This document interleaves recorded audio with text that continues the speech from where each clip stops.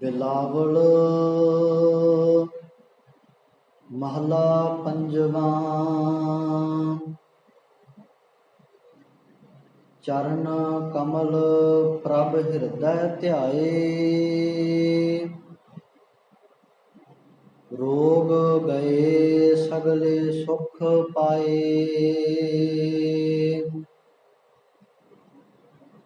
गुर दुख काटिया दीनो दान, सफल जन्म जीवन परवान।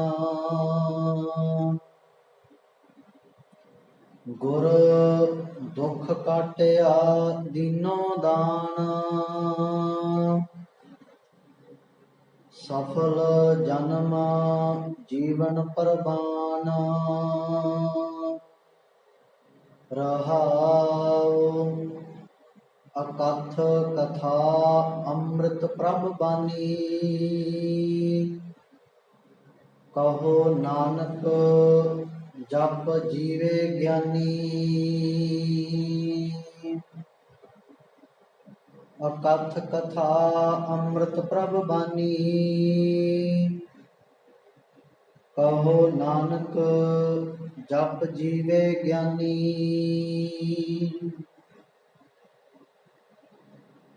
साहिबे कमाल वालिए कुल आलम, जबर शतर तथा वक्त दे मालक, धन धन श्री गुरु ग्रंथ साहिब सच्चे पातशाह जी, जिन्हां दी पावन पवित्र मुबारक हजूरी दे विच जुड़ मिल बैठे हाँ। आओ ਸਵਾਸਾਂ ਨੂੰ ਸਫਲੇ ਕਰਦਿਆਂ ਹੋਇਆਂ ਨਿਤਾਂ ਪ੍ਰਤੀ ਚੱਲ ਰਹੀ ਲੜੀਵਾਰ ਵਿਚਾਰ ਨੂੰ ਅੱਗੇ ਆਰੰਭ ਕਰਨ ਤੋਂ ਪਹਿਲਾਂ ਸਤਿਗੁਰਾਂ ਤੋਂ ਅਸੀਸ ਲੈਂਦੇ ਹੋਏ ਸੀਸ ਝੁਕਾ ਫਤਿਹ ਬੁਲਾਈਏ। ਕੋਈ ਵੀ ਰਸਨਾ ਵਾਂਝੀ ਨਾ ਰਵੇ, ਹਾਜ਼ਰੀਆਂ ਲਵਾਓ ਜੀ। ਵਾਹਿਗੁਰੂ ਜੀ ਕਾ ਖਾਲਸਾ, ਵਾਹਿਗੁਰੂ ਜੀ ਕੀ ਫਤਿਹ।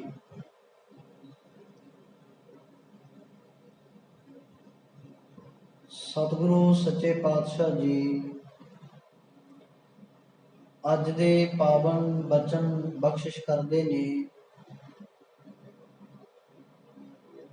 ਰਹਾਉ ਦੀਆਂ ਪੰਕਤੀਆਂ ਨੇ, ਗੁਰ ਦੁੱਖ ਕਾਟਿਆ ਦੀਨੋ ਦਾਨ, ਸਫਲ ਜਨਮ ਜੀਵਨ ਪ੍ਰਵਾਨ।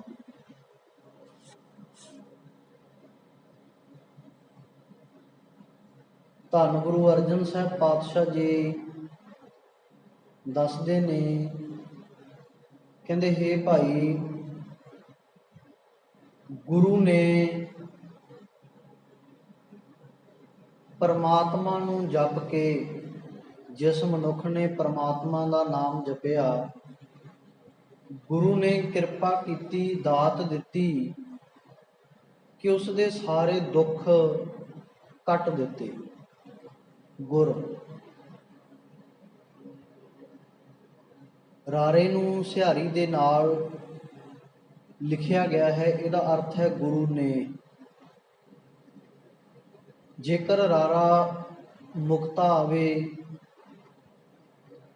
ਤਾਂ ਬਹੁਤਿਆਂ ਦੀ ਗੱਲ, ਜੇਕਰ ਰਾਰੇ ਨੂੰ ਔਂਕੜ ਆ ਜਾਵੇ ਤਾਂ ਇੱਕ ਬਚਨ ਪੁਲਿੰਗ, ਭਾਵ ਕਿ ਉੱਥੇ ਗੁਰੂ ਦੀ ਗੱਲ ਹੈ। ਇੱਥੇ ਰਾਰੇ ਨੂੰ ਸਿਹਾਰੀ ਦੇ ਅਰਥ ਬਣ ਗਏ ਨੇ। ਗੁਰੂ ਨੇ ਦਾਤ ਦੇ ਦਿੱਤੀ, ਦਾਨ ਦੇ ਦਿੱਤਾ, ਦੀਨੋਂ ਦਾਨ ਕੀ ਕਰਕੇ? ਦੁੱਖ ਕੱਟ ਕੇ, ਸਾਡੇ ਸਾਰੇ ਦੁੱਖ ਦੂਰ ਕਰ ਦਿੱਤੇ। ਹੁਣ ਸਮਾਜ ਦੇ ਅੰਦਰ ਦੋ ਤਰ੍ਹਾਂ ਦੇ ਦੁੱਖਾਂ ਦੀ ਗੱਲ ਚੱਲਦੀ ਹੈ। ਇੱਕ ਦੁੱਖ ਹੈ ਜਿਹੜਾ ਸਰੀਰਕ ਤੌਰ ਉੱਤੇ ਕਿਸੇ ਵੀ ਮਨੁੱਖ ਉੱਤੇ ਆ ਸਕਦਾ ਹੈ। ਮੌਸਮ ਦੀ ਤਬਦੀਲੀ ਦੇ ਨਾਲ ਕੋਈ ਬਿਮਾਰੀ ਲੱਗ ਜਾਵੇ,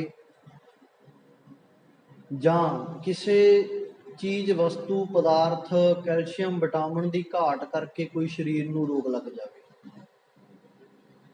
ਇੱਕ ਤਾਂ ਇਹ ਰੋਗ ਨੇ ਜਿਹੜੇ ਸਰੀਰ ਤੇ ਨੇ, ਇੱਕ ਰੋਗ ਨੇ ਮਨ ਦੇ। ਤੇ ਜਿਹੜੇ ਮਨ ਦੇ ਰੋਗ ਨੇ ਉਹ ਰੋਗਾਂ ਦਾ ਨਾਮ ਸਤਿਗੁਰੂ ਪਾਤਸ਼ਾਹ ਜੀ ਨੇ ਬਾਣੀ ਅੰਦਰ ਬਖਸ਼ਿਸ਼ ਕੀਤਾ, ਕਹਿੰਦੇ ਕਾਮ, ਕ੍ਰੋਧ, ਲੋਭ, ਮੋਹ, ਅਹੰਕਾਰ। ਪਾਵਨ ਬਾਣੀ ਸੋਹਿਲਾ ਸਾਹਿਬ ਦੇ ਵਿੱਚ ਵੀ ਅਸੀਂ ਪੜ੍ਹਦੇ ਹਾਂ, ਕਾਮ ਕ੍ਰੋਧ ਬਹੁ ਨਦਰ ਭਰਿਆ, ਮਿਲ ਸਾਧੂ ਖੰਡਲ ਖੰਡਾਹੇ। ਸਾਧੂ ਕੌਣ ਹੈ? ਸਤਿਗੁਰੂ। ਜਿਸ ਦੀ ਸ਼ਰਨ ਵਿੱਚ ਆ ਕੇ ਇਹ ਕਾਮ ਕ੍ਰੋਧ ਵਰਗੇ ਰੋਗ ਮਨ ਤੇ ਤਨ ਤੋਂ ਦੂਰ ਹੋ ਜਾਂਦੇ ਨੇ। ਦੇਖੋ, ਜਦੋਂ ਮਨ ਤੋਂ ਇਹਨਾਂ ਰੋਗਾਂ ਦੀ ਦੂਰੀ ਹੋਵੇਗੀ ਨਾ, ਤੇ ਤਨ ਉਦੋਂ ਹੀ ਆਪਣਾ ਸਹੀ ਫਰਜ਼ ਨਿਭਾ ਸਕਦਾ ਹੈ। ਹੁਣ ਭਾਈ ਕਨ੍ਹਈਆ ਜੀ ਦੁਸ਼ਮਣਾਂ ਤੇ ਸਿੱਖਾਂ ਦੀ ਜਿਹੜੀ ਆਪਸੀ ਲੜਾਈ ਚੱਲ ਰਹੀ ਹੈ, ਜੰਗ ਹੋ ਰਿਹਾ, ਉਹਦੇ ਵਿੱਚ ਸਿੱਖਾਂ ਨੂੰ ਪਾਣੀ ਪਿਆਉਂਦੇ ਨੇ ਤੇ ਨਾਲ ਨਾਲ ਜੇ ਕੋਈ ਦੁਸ਼ਮਣ ਵੀ ਡਿੱਗਦਾ ਪਾਣੀ ਮੰਗਦਾ ਤੇ ਉਹਨੂੰ ਵੀ ਪਾਣੀ ਪਿਆਉਂਦੇ ਨੇ। ਇਤਿਹਾਸ ਕਹਿੰਦੇ ਕੁਝ ਕੁ ਸਿੰਘਾਂ ਨੇ ਇਤਰਾਜ਼ ਕੀਤਾ ਤੇ ਗੁਰੂ ਪਾਤਸ਼ਾਹ ਜੀ ਕੋਲੇ ਚਲੇ ਗਏ। ਕਹਿੰਦੇ ਪਾਤਸ਼ਾਹ, ਅਸੀਂ ਦੁਸ਼ਮਣ ਨੂੰ ਹਰਾ ਕੇ ਧਰਤੀ ਤੇ ਸੁੱਟਦੇ ਹਾਂ ਤੇ ਕਨ੍ਹਈਆ ਜਾ ਕੇ ਮਸਕ ਨਾਲ ਪਾਣੀ ਪਿਆ ਕੇ ਉਸ ਨੂੰ ਫੇਰ ਲੜਨ ਦੇ ਲਈ ਤਿਆਰ ਕਰ ਦਿੰਦਾ। ਉਹ ਫੇਰ ਸਾਡੇ ਉੱਤੇ ਟੁੱਟ ਕੇ ਪੈ ਜਾਂਦੇ ਆ। ਵੀ ਠੀਕ ਹੈ, ਚੰਗਾ ਕੰਮ ਹੈ ਵੀ ਕਿਸੇ ਪਿਆਸੇ ਨੂੰ ਪਾਣੀ ਪਿਆਉਣਾ, ਕੋਈ ਮਾੜਾ ਕੰਮ ਨਹੀਂ, ਚੰਗਾ ਹੈ। ਪਰ ਕਹਿੰਦੇ ਵੀ ਉਹ ਚੰਗਾ ਕੰਮ, ਉਸ ਚੰਗਿਆਈ ਉੱਥੇ ਤੱਕ ਸੀਮਤ ਹੈ ਵੀ ਜਿੱਥੇ ਜਾ ਕੇ ਉਹ ਭਲਾ ਕਹੇ ਵੀ ਹਾਂ ਵੀ ਤੂੰ ਮੈਨੂੰ ਚੰਗਾ ਕੰਮ ਕੀਤਾ, ਪਾਣੀ ਪਿਆਇਆ, ਭਲਾ ਭਾਈ, ਮੈਂ ਤੇਰੇ ਨਾਲ ਜੰਗ ਨਹੀਂ ਲੜਾਂਗਾ। ਪਰ ਉਹ ਦੁਸ਼ਮਣ ਫੇਰ ਉੱਠ ਕੇ ਲੜਨ ਲੱਗ ਪੈਂਦੇ ਆ। ਅਸੀਂ ਸਾਰਾ ਜ਼ੋਰ ਲਾ ਕੇ ਉਹਨਾਂ ਨੂੰ ਹਰਾ ਕੇ ਸੁੱਟਦੇ ਹਾਂ, ਉਹ ਫੇਰ ਖੜੇ ਹੋ ਕੇ ਲੜ ਪੈਂਦੇ ਨੇ। ਤੇ ਗੁਰੂ ਪਾਤਸ਼ਾਹ ਜੀ ਨੇ ਭਾਈ ਕਨ੍ਹਈਆ ਜੀ ਨੂੰ ਆਪਣੇ ਕੋਲ ਬੁਲਾਇਆ। ਕਹਿੰਦੇ ਜੀ, ਤੁਹਾਡੀ ਸ਼ਿਕਾਇਤ ਆਈ ਹੈ ਵੀ ਤੁਸੀਂ ਦੁਸ਼ਮਣਾਂ ਨੂੰ ਪਾਣੀ ਪਿਆ ਰਹੇ ਹੋ, ਤੇ ਉਹ ਫਿਰ ਉੱਠ ਕੇ ਲੜ ਪੈਂਦੇ ਨੇ। ਭਾਈ ਕਨ੍ਹਈਆ ਜੀ ਕਹਿੰਦੇ, ਪਾਤਸ਼ਾਹ ਜੀ, ਮੈਂ ਤੇਰੇ ਦਰ ਤੋਂ ਇੱਕ ਬਾਤ ਸਿੱਖੀ। ਮੈਂ ਸੰਗਤ ਦੇ ਵਿੱਚੋਂ ਹਮੇਸ਼ਾ ਇਹ ਗੱਲ ਸਿੱਖਦਾ ਆਇਆ ਵੀ ਫਰੀਦਾ ਬੁਰੇ ਦਾ ਭਲਾ ਕਰ, ਗੁੱਸਾ ਮਨ ਨਾ ਹੰਢਾਏ। ਕਹਿੰਦੇ ਮੈਂ ਇਸ ਗੱਲ ਨੂੰ ਪੱਲੇ ਨਾਲ ਬੰਨ੍ਹ ਲਿਆ ਵੀ ਮੇਰਾ ਕੋਈ ਵੀ ਵੈਰੀ ਨਹੀਂ, ਮੇਰੇ ਸਾਰੇ ਮਿੱਤਰ ਨੇ।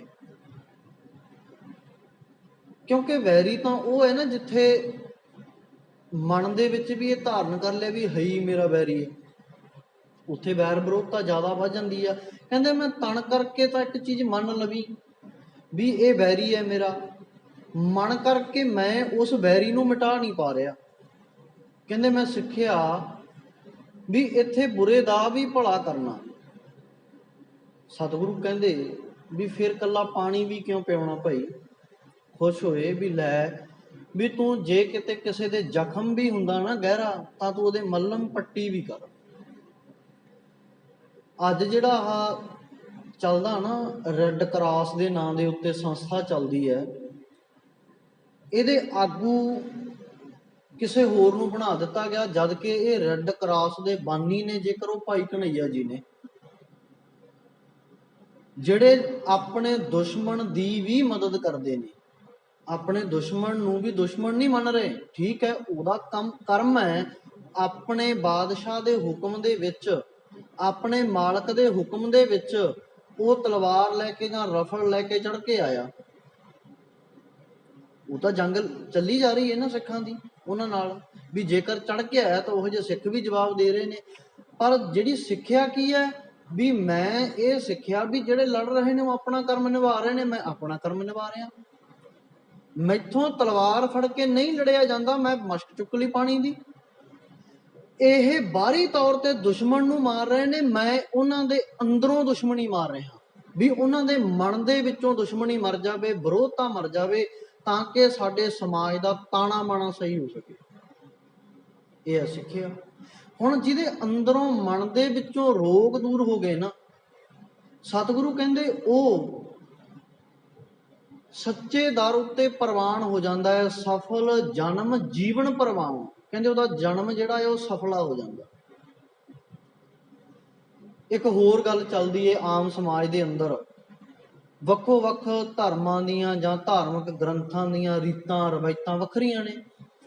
ਲੋਕਾਂ ਦੇ ਵਿੱਚ ਇੱਕ ਵੱਡੀ ਪ੍ਰਚਲਿਤਾ ਇਹ ਹੋਈ ਕਿ ਤੁਸੀਂ ਜੇਕਰ ਵਾਕਈ ਆਪਣਾ ਜੀਵਨ ਸਫਲਾ ਕਰਨਾ ਹੈ ਨਾ, ਤਾਂ ਮਰਨ ਤੋਂ ਬਾਅਦ ਬਾਕੀ ਪਰਿਵਾਰ ਨੂੰ ਕਹਿ ਦਿੱਤਾ ਜਾਂਦਾ ਵੀ ਤੁਹਾਡੇ ਘਰ ਦਾ ਜੀ ਚਲਿਆ ਗਿਆ, ਵੀ ਉਹ ਪ੍ਰਵਾਨ ਨਹੀਂ ਹੋਇਆ, ਮੁਕਤ ਨਹੀਂ ਹੋਇਆ। ਉਹ ਮੁਕਤ ਹੋਵੇਗਾ, ਪ੍ਰਵਾਨ ਤਾਂ ਹੋਵੇਗਾ ਜੇਕਰ ਤੁਸੀਂ ਉਹਨਾਂ ਦੇ ਨਾਂ ਉੱਤੇ ਆਹ ਕਰਮ ਕਰੋਗੇ, ਦਾਨ ਦਿਓਗੇ, ਪੂਜਾ ਕਰੋਗੇ, ਤੀਰਥਾਂ ਤੇ ਇਸ਼ਨਾਨ ਕਰੋਗੇ, ਵੱਧ ਤੋਂ ਵੱਧ ਬ੍ਰਾਹਮਣਾਂ ਦੀ ਪੂਜਾ ਦਕਸ਼ਨਾ ਕਰੋਗੇ।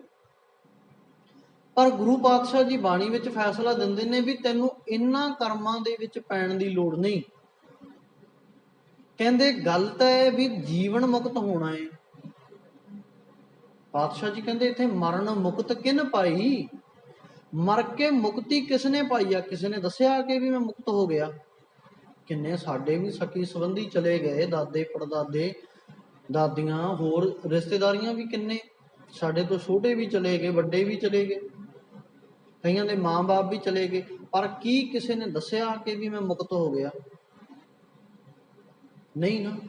ਸਿਰਫ ਉਹ ਤਾਂ ਇੱਕ ਧਾਰਮਿਕ ਰੰਗਤ ਦੇ ਕੇ ਬਣਾ ਦਿੱਤਾ ਗਿਆ, ਕਿਉਂਕਿ ਜਿਹੜਾ ਪੁਜਾਰੀ ਵਰਗ ਹੈ ਨਾ, ਅੱਜ ਕੱਲ ਸਾਡੇ ਵਿੱਚ ਵੀ ਬਹੁਤ ਪੈਦਾ ਹੋ ਗਿਆ, ਖੈਰ, ਉਹ ਇਹ ਸੋਚਦਾ ਵੀ ਜੇਕਰ ਇਹ ਲੋਕ ਵਹਿਮਾਂ ਭਰਮਾਂ ਦੇ ਵਿੱਚ ਰਹਿਣਗੇ, ਇਹਨਾਂ ਨਾਵਾਂ ਜਾਂ ਇਹਨਾਂ ਕਰਮਾਂ ਦੇ ਆਧਾਰ ਅਸੀਂ ਇਹਨਾਂ ਤੋਂ ਕਾਫੀ ਕੁਝ ਪ੍ਰਾਪਤ ਕਰ ਸਕਦੇ ਹਾਂ, ਅਸੀਂ ਆਪਣਾ ਪਰਿਵਾਰ ਪਾਲ ਸਕਦੇ ਹਾਂ।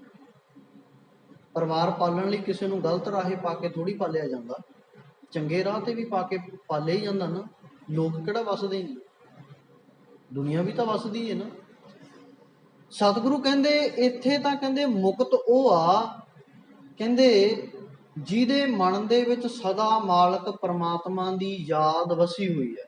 ਜੀਵਨ ਮੁਕਤ ਜਿਸ ਹਿਰਦੈ ਭਗਵੰਤ, ਜਿਸ ਦੇ ਹਿਰਦੇ ਵਿੱਚ ਭਗਵੰਤ ਪਰਮਾਤਮਾ ਵਸ ਗਿਆ, ਯਾਦ ਵਸ ਗਈ, ਚੰਗਿਆਈ ਵਸ ਗਈ, ਇਮਾਨਦਾਰੀ ਆ ਗਈ, ਚੰਗੇ ਗੁਣ ਆ ਗਏ।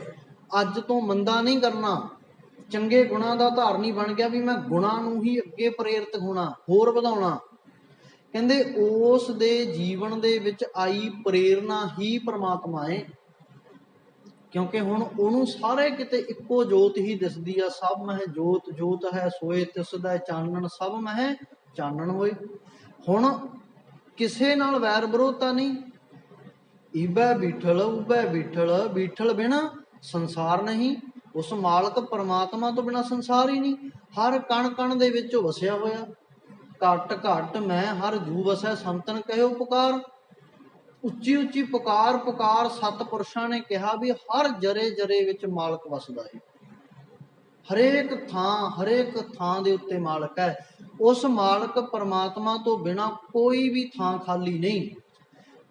ਇੱਥੋਂ ਤੱਕ ਬਚਨ ਬਖਸ਼ ਦਿੱਤੇ ਬਾਣੀ ਵਿੱਚ, ਕਹਿੰਦੇ ਹੇ ਮੇਰੇ ਮਾਲਕ ਪਰਮਾਤਮਾ ਜੀ, ਇਹ ਧਰਤੀ ਇੱਕ ਬਾੜੀ ਹੈ, ਇੱਕ ਬਗੀਚਾ ਹੈ, ਤੇ ਇਸ ਬਗੀਚੇ ਦੀ ਸੰਭਾਲ ਕਰਨ ਵਾਲਾ ਤੂੰ ਮਾਲੀ ਹੈ, ਤੂੰ ਮਾਲੀ ਹੈ।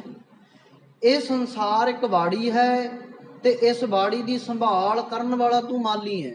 ਹੁਣ ਜਿਹੜਾ ਮਾਲੀ ਹੁੰਦਾ ਹੈ ਨਾ, ਬਗੀਚੇ ਦੀ ਦੇਖ ਰੇਖ ਕਰਨ ਵਾਲਾ, ਉਹ ਚੰਗੀ ਤਰ੍ਹਾਂ ਸਾਂਭ ਸੰਭਾਲ ਕਰਦਾ ਹੈ ਕਿ ਇਹਦੇ ਵਿੱਚ ਕੋਈ ਘਾਟ ਨਾ ਆਵੇ, ਜ਼ਿਆਦਾ ਕਿਸੇ ਕਾਰਨ ਕੋਈ ਪੌਦਾ ਜਿਹੜਾ ਫਲ ਹੈ ਖਰਾਬ ਨਾ ਹੋ ਜਾਵੇ, ਫੁੱਲ ਖਰਾਬ ਨਾ ਹੋ ਜਾਵੇ।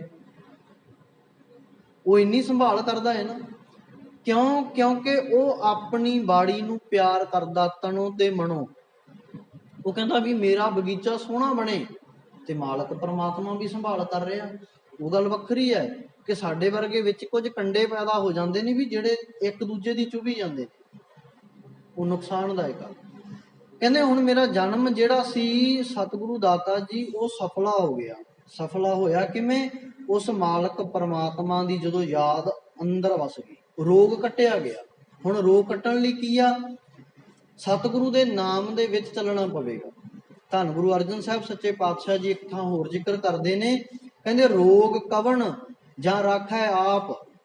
ਕਹਿੰਦੇ ਜਦੋਂ ਮਾਲਕ ਪਰਮਾਤਮਾ ਆਪ ਰੱਖਿਆ ਕਰਦਾ ਹੈ ਨਾ, ਆਪ ਅੰਗ ਸੰਗ ਸਹਾਈ ਹੁੰਦਾ, ਤਾਂ ਉਸ ਮਨੁੱਖ ਨੂੰ ਕੋਈ ਰੋਗ ਨਹੀਂ ਲੱਗ ਸਕਦਾ। ਰੋਗ ਕਵਣ, ਕਿਹੜਾ ਰੋਗ ਹੈ? ਨਹੀਂ ਲੱਗ ਸਕਦਾ। ਜਾਂ ਰਾਖੈ ਆਪ, ਜਦੋਂ ਆਪ ਮਾਲਕ ਪਰਮਾਤਮਾ ਰਾਖਾ ਬਣਦਾ ਹੈ। ਤਿਸ ਜਨ ਹੋਏ ਨਾ ਦੁੱਖ ਸੰਤਾਪ, ਉਸ ਮਨੁੱਖ ਨੂੰ ਕਦੇ ਵੀ ਜ਼ਿੰਦਗੀ ਦੇ ਵਿੱਚ ਦੁੱਖ ਨਹੀਂ ਪੈਦਾ ਹੋ ਸਕਦਾ, ਸੰਤਾਪ ਨਹੀਂ ਆ ਸਕਦਾ। ਜਿਸ ਉੱਪਰ ਪ੍ਰਭ ਕਿਰਪਾ ਕਰੇ, ਤਿਸ ਉੱਪਰ ਤੇ ਕਾਲ ਪਰ ਹਰੈ।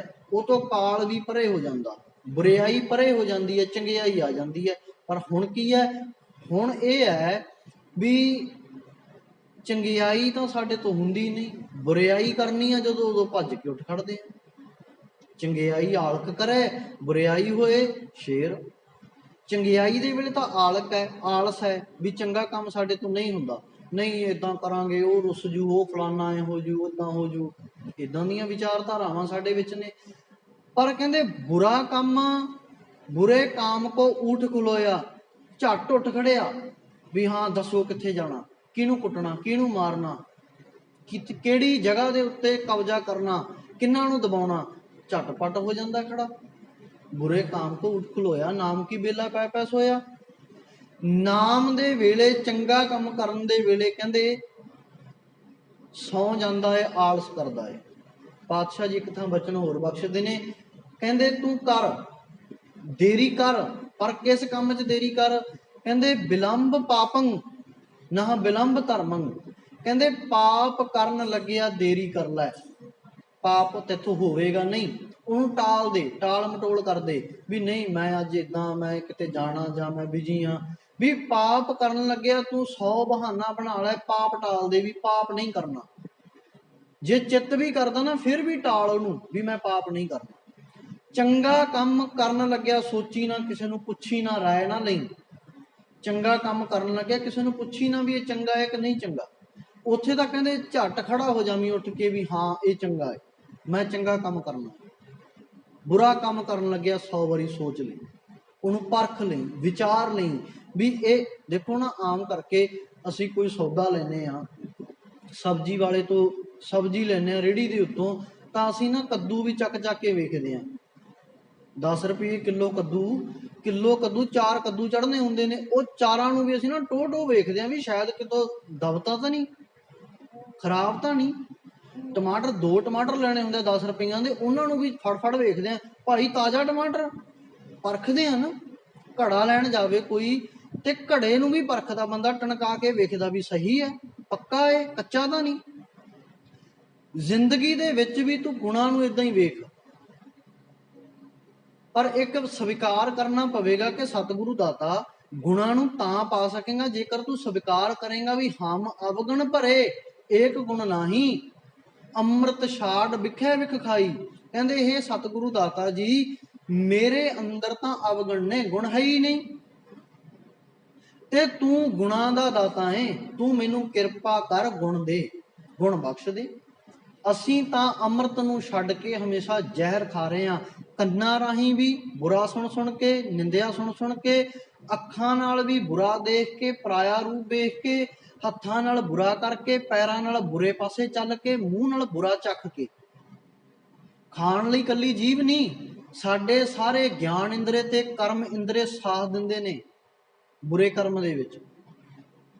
ਤੇ ਬੁਰਾ ਕਰਮ ਕਰਨ ਲੱਗਿਆ ਕਹਿੰਦੇ ਦੇਰੀ ਕਰ ਲੈ, ਬਸ ਤੇਰਾ ਜੀਵਨ ਸਫਲਾ ਹੋ ਜਾਵੇਗਾ, ਤੇਰੇ ਜੀਵਨ ਵਿੱਚ ਸੁੱਖ ਆ ਜਾਵੇਗਾ, ਫਿਰ ਤੇਰੇ ਜੀਵਨ ਦੇ ਵਿੱਚ ਕਦੇ ਵੀ ਔਕੜ ਨਹੀਂ ਆਵੇਗੀ, ਔਖਿਆਈ ਨਹੀਂ ਆਵੇਗੀ। ਜੇਕਰ ਤੂੰ ਚੰਗਾ ਕੰਮ ਨਹੀਂ ਕਰ ਸਕਦਾ ਤਾਂ ਘੱਟੋ ਘੱਟ ਮਾੜਾ ਵੀ ਨਾ ਕਰ। ਇੰਨਾ ਕੋਈ ਮਨ ਬਣਾ ਲੈ ਵੀ ਮੈਂ ਮਾੜਾ ਵੀ ਨਹੀਂ ਕਰਨਾ ਜੇ ਮੈਂ ਚੰਗਾ ਨਹੀਂ ਕਰ ਸਕਦਾ। ਤੇ ਚੰਗਾ ਕਰਨ ਦੇ ਲਈ ਤੈਨੂੰ ਗੁਣਾਂ ਦਾ ਧਾਰਨੀ ਹੋਣਾ ਪਵੇਗਾ। ਸਤਿਗੁਰੂ ਪਾਤਸ਼ਾਹ ਜੀ ਕਹਿੰਦੇ ਬਿਨ ਗੁਰ ਰੋਗ ਨਾ ਟੁੱਟਈ। ਕਹਿੰਦੇ ਗੁਰੂ ਤੋਂ ਬਿਨਾ ਰੋਗ ਟੁੱਟਦਾ ਨਹੀਂ, ਰੋਗ ਜਾਂਦਾ ਨਹੀਂ, ਮਿਟਦਾ ਨਹੀਂ। ਹਉਮੈ ਪੀੜ ਨਾ ਜਾਏ, ਅੰਦਰ ਜਿਹੜਾ ਹੰਕਾਰ ਦੀ ਪੀੜ ਹੈ ਨਾ ਉਹ ਖਤਮ ਨਹੀਂ ਹੁੰਦੀ, ਉਹ ਵੱਧਦੀ ਜਾਂਦੀ ਹੈ ਦਿਨੋਂ ਦਿਨ। ਮਨੁੱਖ ਥੋੜੇ ਤੋਂ ਸ਼ੁਰੂ ਹੁੰਦਾ, ਬਹੁਤੇ ਤੱਕ ਜਾਂਦਾ ਜਾਂਦਾ ਇੰਨਾ ਹੰਕਾਰੀ ਹੋ ਜਾਂਦਾ ਵੀ ਦੂਜੇ ਨੂੰ ਤਾਂ ਊਂ ਟਿੱਚ ਜਾਣਦਾ ਵੀ ਇਹ ਮੇਰੇ ਸਾਹਮਣੇ ਕੀ ਹੈ। ਸੱਚ ਜਾਣਿਓ, ਇਹੋ ਜਿਹੇ ਲੋਕ, ਹੰਕਾਰੀ ਲੋਕ, ਫਿਰ ਰੱਬ ਨੂੰ ਵੀ ਟੱਬ ਹੀ ਦੱਸਦੇ ਨੇ ਵੀ ਰੱਬ ਥੋੜੀ ਹੈ। ਨਾ ਨਾ ਨਾ, ਰੱਬ ਰੂਪ ਕੋਈ ਸ਼ੈ ਨਹੀਂ। ਇਹ ਹੰਕਾਰੀ ਲੋਕਾਂ ਦੀ ਨਿਸ਼ਾਨੀ ਹੈ ਜਿਨ੍ਹਾਂ ਅੰਦਰ ਹਉਮੈ ਆ ਜਾਂਦੀ ਹੈ। ਹਉਮੈ ਬੜੀ ਸੂਖਸ਼ਮ ਹੈ। ਇੱਕ ਤਾਂ ਕੋਈ 4 ਟਕੇ ਜੋੜ ਲਵੇ, ਇੱਕ ਤਾਂ ਉਹ ਹੰਕਾਰੀ ਹੈ।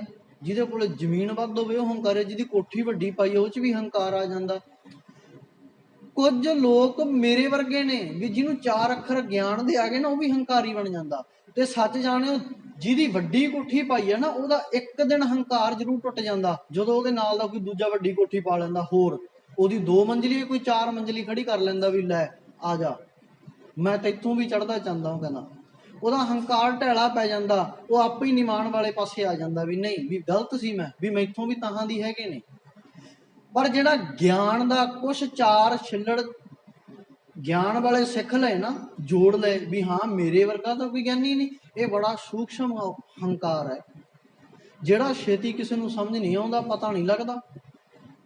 ਪਰ ਪਾਤਸ਼ਾਹ ਜੀ ਕਹਿੰਦੇ ਤੂੰ ਬਚਣਾ ਏ, ਪੜ੍ਹਨਾ। ਗਿਆਨ ਕਾਹਦੇ ਲਈ ਪੜ੍ਹਨਾ? ਕਹਿੰਦੇ ਮਨ ਸਮਝਾਵਣ ਕਾਰਨ ਹੈ ਕਛੂਕ ਪੜ੍ਹੀਏ ਗਿਆਨ। ਕਹਿੰਦੇ ਤੂੰ ਮਨ ਸਮਝਾਉਣ ਦੇ ਲਈ ਨਾ ਥੋੜਾ ਜਿਹਾ ਗਿਆਨ ਪੜ੍ਹ ਲੈ, ਉਹੀ ਤੇਰੇ ਲਈ ਸਫਲਾ ਏ। ਤੈਨੂੰ ਵੱਡੇ ਵੱਡੇ ਚੁੱਕ ਕੇ ਇੱਥੇ ਲਾਇਬ੍ਰੇਰੀਆਂ ਪੜ੍ਹਨ ਦੀ ਲੋੜ ਨਹੀਂ ਵੀ ਤੂੰ ਦੀਨ ਦੁਨੀਆ ਦੀਆਂ ਸਾਰੀਆਂ ਕਿਤਾਬਾਂ ਪੜ੍ਹ ਛੱਡੇ ਤੇ ਫੇਰ ਕਹੇ ਵੀ ਹੁਣ ਗਿਆਨੀ ਆ ਮੈਂ। ਨਹੀਂ, ਇੱਥੇ ਬੜੇ ਆਏ ਸੀਗੇ। ਧੰਨ ਗੁਰੂ ਨਾਨਕ ਪਾਤਸ਼ਾਹ ਜੀ ਦੇ ਨਾਲ ਵੀ ਜਦੋਂ ਗੋਸ਼ਟੀ ਹੁੰਦੀ ਹੈ ਨਾ, ਤੇ ਉਥੇ ਗੋਸ਼ਟੀ ਦੇ ਵਿੱਚ ਵੀ ਵੱਡੇ ਗੱਡੇ ਦੇ ਉੱਤੇ ਗ੍ਰੰਥ ਲੱਦੇ ਹੋਏ ਨੇ।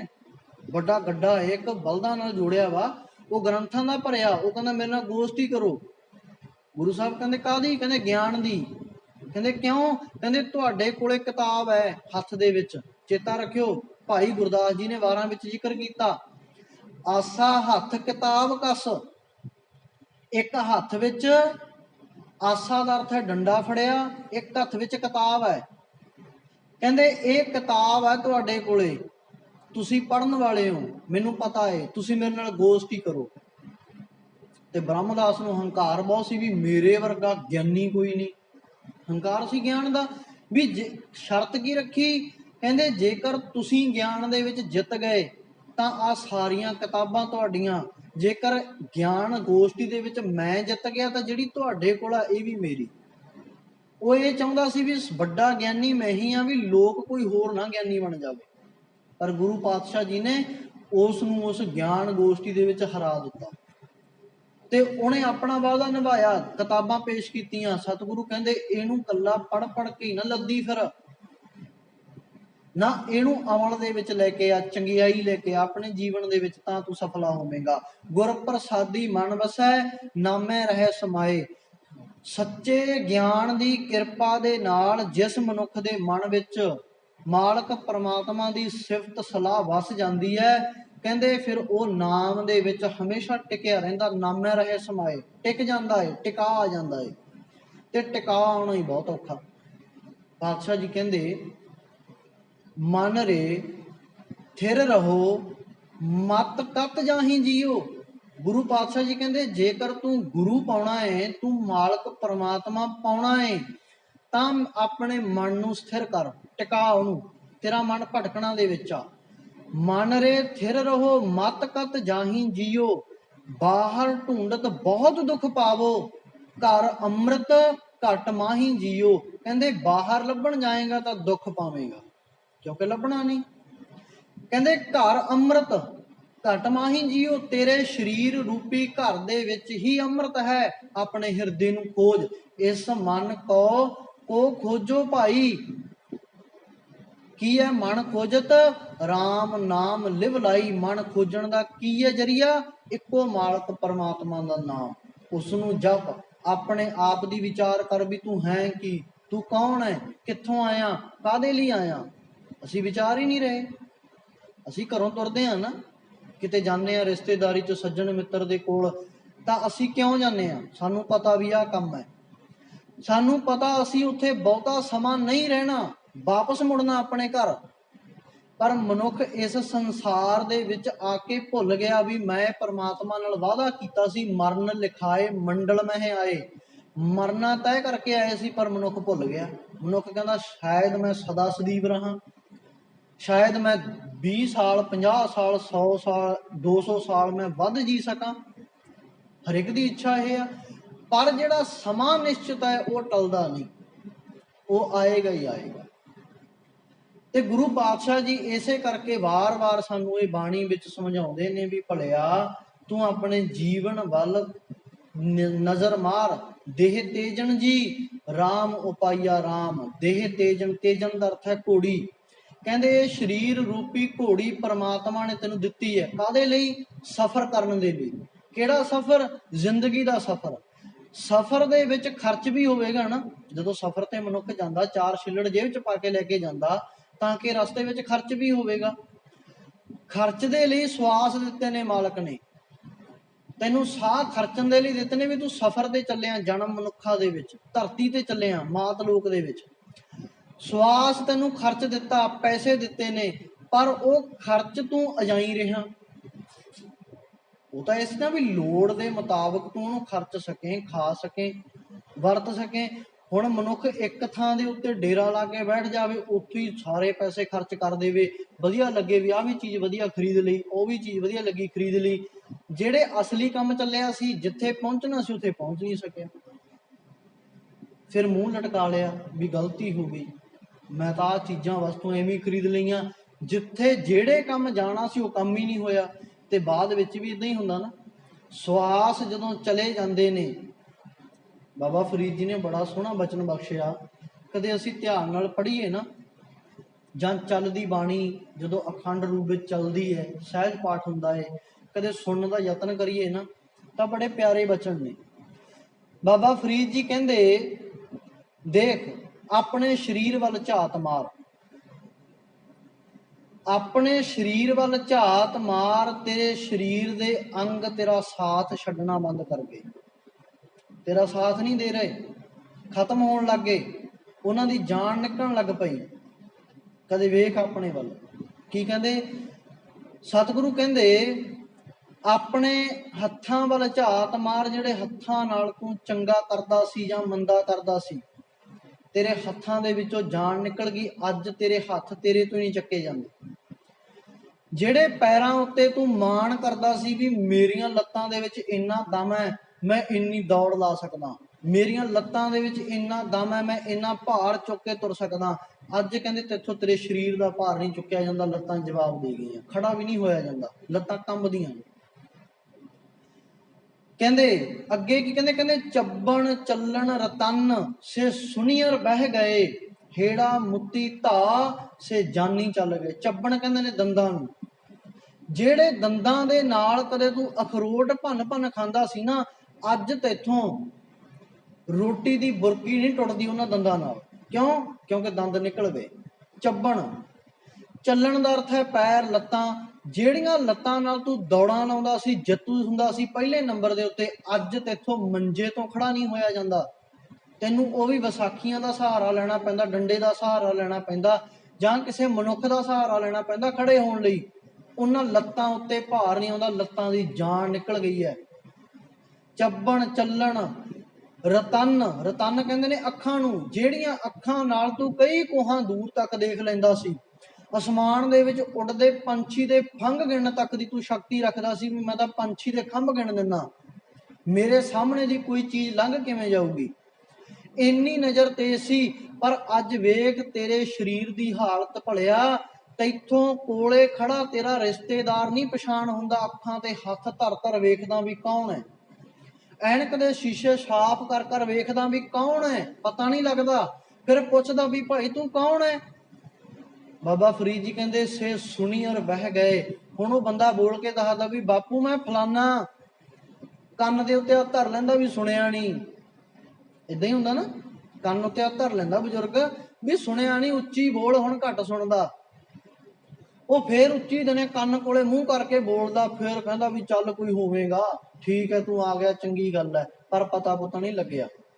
ਸੁਣਦਾ ਫਿਰ ਵੀ ਨਹੀਂ।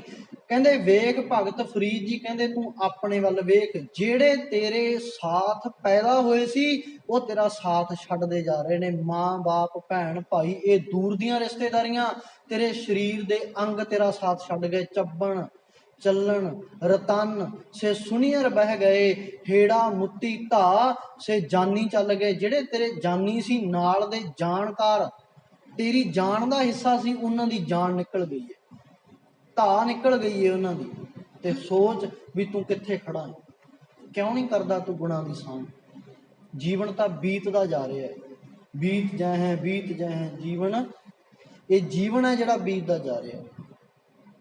ਇਸ ਨੂੰ ਸੰਭਾਲ, ਇਸ ਦੇ ਨਾਲ ਤੂੰ ਕਰਨ ਕੀ ਆਇਆ। ਭਈ ਪ੍ਰਾਪਤ ਮਾਨੁਖ ਦੇਹੁਰੀਆ, ਗੋਬਿੰਦ ਮਿਲਨ ਕੀ ਇਹ ਤੇਰੀ ਵਰੀਆ। ਅਵਰ ਕਾਜ ਤੇਰੇ ਕਿਤੇ ਨਾ ਕਾਮ, ਸਾਧ ਸੰਗਤ ਮਿਲ ਭਜ ਕੇਵਲ ਨਾਮ।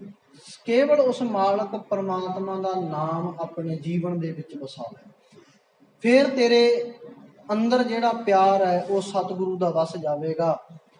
ਹਉਮੈ ਰੋਗ ਭਰਮ ਕੱਟੀਐ, ਕਹਿੰਦੇ ਹਉਮੈ ਵਰਗਾ ਰੋਗ ਭਰਮ ਇਹ ਜ਼ਿੰਦਗੀ ਵਿੱਚੋਂ ਕੱਟਿਆ ਜਾਂਦਾ, ਨਾ ਆਵੇ ਨਾ ਜਾਗ। ਕਹਿੰਦੇ ਫਿਰ ਨਾ ਇਹ ਭਟਕਣਾ ਤੇ ਨਾ ਹੀ ਮੁੜ ਕੇ ਜੰਮਦਾ ਤੇ ਨਾ ਮਰਦਾ ਹੈ।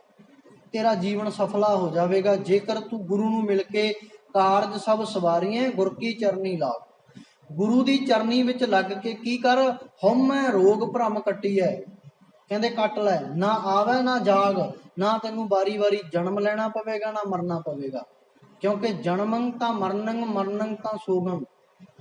ਇੱਥੇ ਇਹ ਹੈ ਵੀ ਜੇਕਰ ਜਨਮ ਹੈ ਤਾਂ ਮਰਨਾ ਹੈ, ਮਰਨਾ ਹੈ ਤਾਂ ਜਨਮ ਹੈ, ਸੋਗ ਹੈ ਤਾਂ ਹਰਖ ਹੈ, ਹਰਖ ਹੈ ਤਾਂ ਸੋਗ ਹੈ, ਖੁਸ਼ੀ ਹੈ ਗਮੀ ਹੈ, ਗਮੀ ਹੈ ਖੁਸ਼ੀ ਹੈ। ਇਹ ਜੀਵਨ ਦਾ ਪਹਿਲੂ ਇਹ ਚੱਲਦਾ ਹੀ ਰਹਿਣਾ ਹੈ, ਇਹਦੇ ਵਿੱਚੋਂ ਕੋਈ ਨਿਕਲ ਨਹੀਂ ਸਕਦਾ। ਪਰ ਜੇਕਰ ਤੂੰ ਮੁਕਤ ਹੋਣਾ, ਮੁਕਤ ਹੋਣ ਦਾ ਇੱਕੋ ਇੱਕ ਲਾਭ ਹੈ, ਇੱਕੋ ਇੱਕ ਹੱਲ ਹੈ ਕਿ ਤੂੰ ਉਸ ਮਾਲਕ ਪਰਮਾਤਮਾ ਦਾ ਗੁਣਗਾਨ ਕਰ, ਉਹਦੀ ਸਿਫਤ ਕਰ, ਕੀਰਤੀ ਕਰ। ਜੇ ਕਿਸੇ ਬਾਰੇ ਤੂੰ ਚੰਗਾ ਨਹੀਂ ਸੋਚ ਸਕਦਾ ਨਾ, ਘੱਟੋ ਘੱਟ ਮਨ ਨੂੰ ਇੰਨਾ ਸਮਝਾ ਲਾ ਵੀ ਮੈਂ ਇਹਦਾ ਬੁਰਾ ਵੀ ਨਹੀਂ ਸੋਚਣਾ।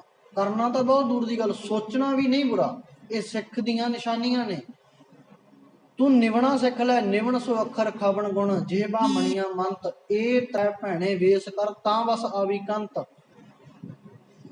ਆਮ ਕਰਕੇ ਨਾ ਜਦੋਂ ਧੀ ਮਾਪੇ ਘਰੋਂ ਵਿਆਹ ਕੇ ਤੋਰਨ ਦੀ ਤਿਆਰੀ ਕਰਦੇ ਨੇ ਨਾ ਵੀ ਤੂੰ ਪਰਾਏ ਘਰ ਜਾਣਾ ਧੀਏ, ਤਾਂ ਮਾਂ ਬਾਪ ਆਪਣੀ ਬੱਚੀ ਨੂੰ ਸਮਝਾਉਂਦੇ ਨੇ ਕਿ ਤੂੰ ਆਪਣੇ ਪਤੀ ਦੀ ਆਗਿਆਕਾਰੀ ਰਹੀ। ਧੰਨ ਗੁਰੂ ਅਮਰਦਾਸ ਪਾਤਸ਼ਾਹ ਜੀ ਨੇ ਵੀ ਇਤਿਹਾਸ ਦੇ ਵਿੱਚ ਇਹ ਬਚਨ ਦਰਜ ਨੇ, ਕਹਿੰਦੇ ਜਦੋਂ ਆਪਣੀ ਪੁੱਤਰੀ ਨੂੰ ਵਿਆਹ ਕੇ ਤੋਰਨ ਲੱਗੇ ਨਾ ਤਾਂ 3 ਬਚਨ ਕਹੇ। ਕਹਿੰਦੇ 3 ਬਚਨ ਪੱਲੇ ਨਾਲ ਬੰਨ ਲਈ, 3 ਭੱਬੇ ਧੋਣੇ। ਕਹਿੰਦੇ ਭੱਬੇ ਤੋਂ ਇੱਕ ਤਾਂ ਭੂਲਾ, ਕੋਈ ਗਲਤੀ ਹੋ ਜਾਵੇ ਤਾਂ ਭੁੱਲ ਮੰਨ ਲਈ, ਉਸ ਭੁੱਲ ਨੂੰ ਦਬਾਉਣ ਦੇ ਲਈ ਕਿਤੇ ਹੋਰ ਗਲਤੀਆਂ ਕਰੀ ਜਾਵੇਂ ਨਹੀਂ। ਭੁੱਲ ਦਾ ਅਰਥ ਹੈ ਭੁੱਲ ਭੂਲਾ, ਵੀ ਜੀ ਭੁੱਲ ਹੋ ਗਈ, ਅੱਗੇ ਤੋਂ ਨਹੀਂ ਹੁੰਦੀ, ਗੱਲ ਠੰਡੀ ਪੈ ਗਈ। ਹੁਣ ਉਸ ਭੁੱਲ ਉੱਤੇ ਅੱਗੇ ਦੀ ਅੱਗੇ ਗੱਲ ਤੂੰ ਆਏ ਉਹ ਤੂੰ, ਏਦਾਂ ਤੂੰ ਦੇ ਵਿੱਚ ਰਿਸ਼ਤਿਆਂ ਵਿੱਚ ਫਿੱਕ ਪੈ ਜਾਂਦੀ ਹੈ, ਦੂਰੀਆਂ ਵੱਧ ਜਾਂਦੀਆਂ, ਤਲਾਕ ਤੱਕ ਗੱਲ ਆ ਜਾਂਦੀ ਹੈ। ਕਹਿੰਦੇ ਇਸ ਕਰਕੇ ਧੀਏ ਭੁੱਲ ਆਪਣੇ ਜੀਵਨ ਦੇ ਵਿੱਚ ਵਸਾ ਲੈ। ਜਿੱਥੇ ਤੇਥੋਂ ਭੁੱਲ ਹੋ ਗਈ ਉੱਥੇ ਮੰਨ ਲੈ, ਸਵੀਕਾਰ ਕਰ ਲੈ ਵੀ ਗਲਤੀ ਮੇਰੀ ਹੈ, ਭੁੱਲ ਹੈ, ਮੈਂ ਭੁੱਲਾ। ਜੀਵਨ ਦੇ ਵਿੱਚ ਜੋ ਜਿਵੇਂ ਚੱਲ ਰਿਹਾ, ਘਾਟਾ ਵਾਧਾ, ਅਮੀਰੀ ਗਰੀਬੀ ਆਉਂਦੀ ਰਹਿੰਦੀ ਹੈ, ਦੁੱਖ ਰੋਗ ਸੁੱਖ ਸਾਰਾ ਚੱਲਦਾ ਰਹਿਣਾ, ਉੱਥੇ ਹਮੇਸ਼ਾ ਭਲੇ ਵਿੱਚ ਰਹੀ।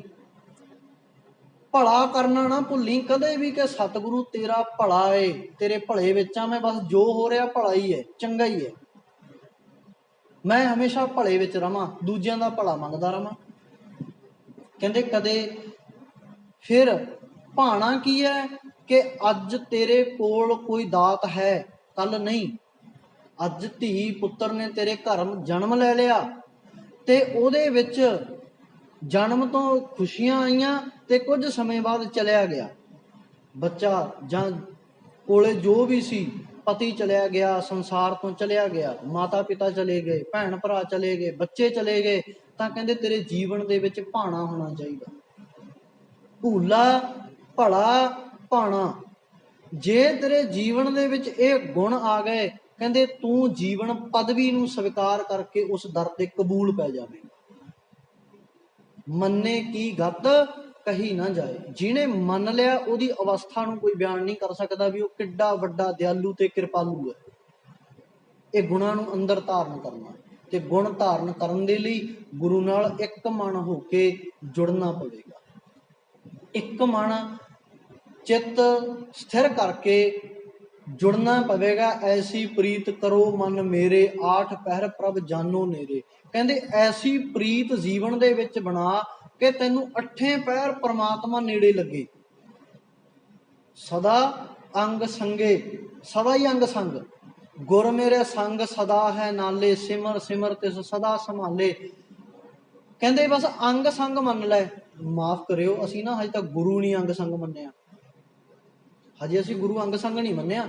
ਜਦੋਂ ਅਸੀਂ ਗੁਰਦੁਆਰਾ ਸਾਹਿਬ ਦੇ ਵਿੱਚ ਆ ਜਾਂਦੇ ਹਾਂ ਨਾ, ਕਦਮ ਧਰ ਲੈਂਦੇ ਹਾਂ, ਉਦੋਂ ਅਸੀਂ ਮਹਿਸੂਸ ਕਰਦੇ ਹਾਂ ਵੀ ਅਸੀਂ ਗੁਰੂ ਘਰ ਆ ਗਏ। ਅਸੀਂ ਕਦੇ ਆਪਣੇ ਘਰ ਗੁਰੂ ਨੂੰ ਮਹਿਸੂਸ ਨਹੀਂ ਕੀਤਾ। ਫਿਰ ਭਲਾ ਕਿਵੇਂ ਹੋਵੇਗਾ? ਫਿਰ ਭਾਣੇ ਵਿੱਚ ਕਿਵੇਂ ਆਵਾਂਗੇ? ਫਿਰ ਭੁੱਲਾਂ ਗਲਤੀਆਂ ਕਿਵੇਂ ਸਵੀਕਾਰ ਕਰਾਂਗੇ? ਅਸੀਂ ਕਦੇ ਮੰਨਿਆ ਵੀ ਗੁਰੂ ਮੇਰੇ ਨਾਲ ਹੈ। ਤੇ ਜਦੋਂ ਇੱਥੇ ਦੇਖੋ ਕਿੰਨੀ ਭੈ ਭਾਵਨਾ ਨਾ, ਇੱਕ ਦੂਜੇ ਨਾਲ ਅਸੀਂ ਗੱਲਾਂ ਵੀ ਨਹੀਂ ਕਰ ਰਹੇ। ਕਿਸੇ ਬਾਰੇ ਬੁਰਾ ਚਿਤਵਣਾ ਤਾਂ ਦੂਰ ਦੀ ਗੱਲ, ਦਰਬਾਰ ਦੇ ਵਿੱਚ ਬੈਠ ਕੇ, ਗੁਰੂ ਦੇ ਸਨਮੁਖ ਬੈਠ ਕੇ ਅਸੀਂ ਗੁਰੂ ਦੀਆਂ ਗੱਲਾਂ ਕਰ ਰਹੇ ਹਾਂ। ਤੇ ਜੇਕਰ ਘਰ ਦੇ ਵਿੱਚ ਵੀ ਇਹ ਮਾਹੌਲ ਬਣ ਜਾਵੇ, ਜਿੰਨਾ ਕੋ ਵੀ ਕਿਸੇ ਨੂੰ ਵੀ ਸੋਝੀ ਹੈ, ਕਿੰਨੀ ਕੋ ਵੀ, ਉਹ ਉਹਨਾਂ ਕਿ ਚਾਹੇ ਆਪਣੇ ਮਨ ਨਾਲ ਹੀ ਗੱਲਾਂ ਕਰੀ ਜਾਵੇ, ਉਹ ਵੀ ਸੰਗਤੀ ਹੈ।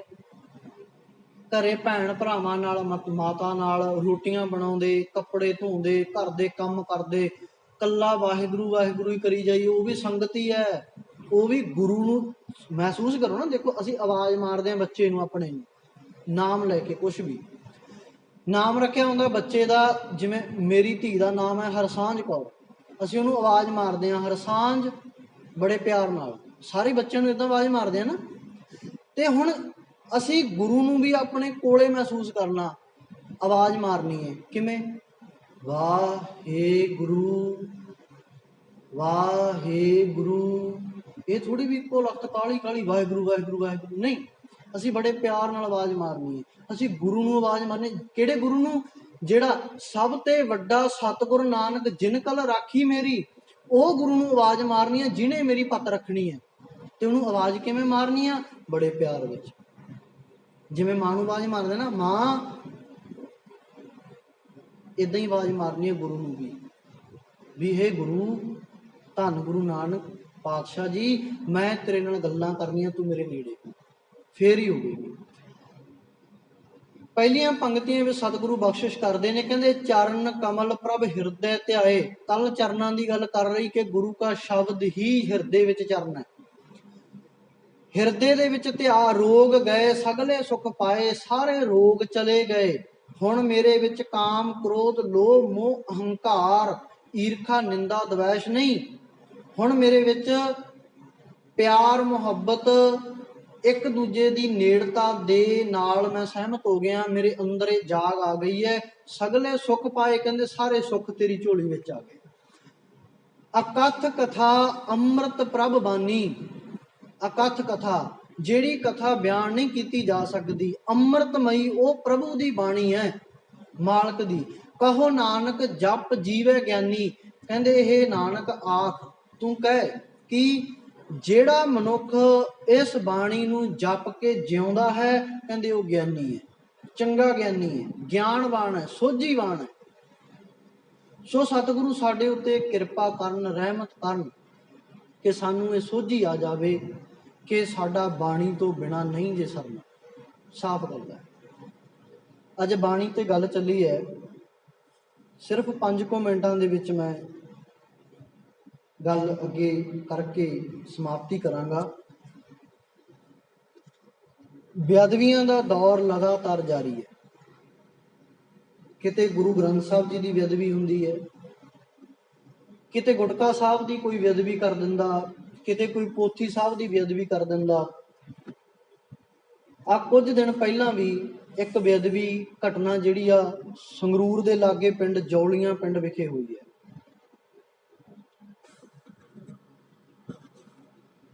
ਦੇਖੋ ਤਕਰੀਬਨ 1986 ਦੇ ਵਿੱਚ ਗੁਰੂ ਗ੍ਰੰਥ ਸਾਹਿਬ ਜੀ ਦੀ ਬੇਅਦਬੀ ਹੋਈ, ਨਕੋਦਰ ਕਾਂਡ ਵਾਪਰਿਆ। ਉੱਥੇ ਵੀ 4 ਸਿੰਘ ਸ਼ਹੀਦ ਹੋਏ ਸੀ ਉਦੋਂ, ਪਰ ਇਨਸਾਫ ਕੋਈ ਨਹੀਂ ਮਿਲਿਆ। ਸਿੱਟਾਂ ਬਣੀਆਂ, ਅੱਜ ਵੀ ਬਣੀਆਂ। 2015 ਦੇ ਵਿੱਚ ਅਖੌਤੀ ਪੰਥਕ ਸਰਕਾਰ ਦੇ ਹੁੰਦਿਆਂ ਬੇਅਦਬੀ ਹੁੰਦੀ ਹੈ, ਕੋਈ ਇਨਸਾਫ ਨਹੀਂ। ਬੇਅਦਬੀ ਤੇ ਬੇਅਦਬੀ ਹੁੰਦੀ ਹੈ ਫਿਰ ਦੁਬਾਰਾ। ਕਈ ਪਿੰਡਾਂ ਦੇ ਵਿੱਚ ਗੁਰੂਸਰ, ਜਲਾਲ, ਹੋਰ ਆਸੇ-ਪਾਸੇ ਕਈ ਪਿੰਡਾਂ ਦੇ ਵਿੱਚ ਬੇਅਦਬੀ ਹੁੰਦੀ ਹੈ, ਅਣਗਿਣਤ, ਜਿਹਦਾ ਕੋਈ ਹਿਸਾਬ ਨਹੀਂ। ਤਕਰੀਬਨ ਘੱਟੋ ਘੱਟ ਹੁਣ ਤੱਕ 250 ਵਾਰ ਬੇਅਦਬੀ ਹੋ ਚੁੱਕੀ ਹੈ ਆਹ 5-7 ਸਾਲਾਂ ਦੇ ਵਿੱਚ। ਤੇ ਕਿਤੇ ਕੋਈ ਅੰਗ ਪਾੜ ਦਿੰਦਾ, ਖਿਲਾਰ ਦਿੰਦਾ, ਕੋਈ ਗੁਟਕਾ ਸਾਹਿਬ ਖਿਲਾਰ ਦਿੰਦਾ, ਕੋਈ ਪੋਥੀ ਸਾਹਿਬ ਖਿਲਾਰ ਦਿੰਦਾ। ਤੇ ਆਹ ਜਿਹੜੀ ਜੌਲੀਆਂ ਪਿੰਡ ਦੇ ਵਿੱਚ ਹੋਈ ਹੈ ਬੇਅਦਬੀ, ਇੱਥੇ ਇੱਕ ਔਰਤ ਦਰਬਾਰ ਸਾਹਿਬ ਦੇ ਵਿੱਚ ਪੈਟਰੋਲ ਛਿੜਕ ਕੇ ਅੱਗ ਲਾ ਜਾਂਦੀ ਹੈ। ਇੱਕ ਔਰਤ ਦਰਬਾਰ ਸਾਹਿਬ ਦੇ ਵਿੱਚ ਪੈਟਰੋਲ ਛਿੜਕ ਕੇ ਅੱਗ ਲਾ ਜਾਂਦੀ ਹੈ। ਪ੍ਰਕਾਸ਼ ਸਰੂਪ ਜਿਵੇਂ ਪਾਲਕੀ ਦੇ ਵਿੱਚ ਇੱਥੇ ਸੁਭਾਜਮਾਨ ਹੈ, ਇਦਾਂ ਹੀ ਅੱਗ ਦੇ ਵਿੱਚ ਅੱਧ ਸਰੂਪ ਸੜ ਜਾਂਦਾ ਹੈ। ਤੇ ਬਾਕੀ ਦੇ ਸੱਚਖੰਡ ਦੇ ਵਿੱਚੋਂ ਸਰੂਪ ਨੌਜਵਾਨ ਹਿੰਮਤ ਕਰਦੇ ਨੇ, ਉਹ ਸਰੂਪ ਸਹੀ ਸਲਾਮਤ ਬਾਹਰ ਕੱਢ ਲੈਂਦੇ ਨੇ ਜਦੋਂ ਪਤਾ ਲੱਗਦਾ। ਤੇ ਉਹ ਔਰਤ ਜਦੋਂ ਸੰਗਤਾਂ ਦੇ ਵਿੱਚ ਰੋਸ ਆਉਂਦਾ, ਫੋਟੋਆਂ ਜਾਰੀ ਹੁੰਦੀਆਂ ਨੇ, ਤਾਂ ਉਸ ਔਰਤ ਨੂੰ ਪਾਗਲ ਕਹਿ ਦਿੱਤਾ ਜਾਂਦਾ। ਕਮਾਲ ਦੀ ਗੱਲ ਹੈ। ਉਹਨੂੰ ਪਤਾ ਵੀ ਗੁਰਦੁਆਰਾ ਹੀ ਦਿਸਿਆ ਪਾਗਲ ਨੂੰ, ਆਪਣਾ ਘਰ ਨਹੀਂ ਦਿਸਿਆ, ਕੋਈ ਆਪਣਾ ਆਂਢੀ ਗੁਆਂਢੀ ਨਹੀਂ ਦਿਸਿਆ, ਉਸ ਨੂੰ ਨਾ ਅੱਗ ਲਾਤੀ। ਗੁਰੂ ਘਰ ਹੀ ਕਿਉਂ ਦਿਸਿਆ? ਪੈਟਰੋਲ ਕਿੱਥੋਂ ਲੈ ਕੇ ਆਂਦਾ ਇਹ ਵੀ ਫੜਿਆ ਗਿਆ।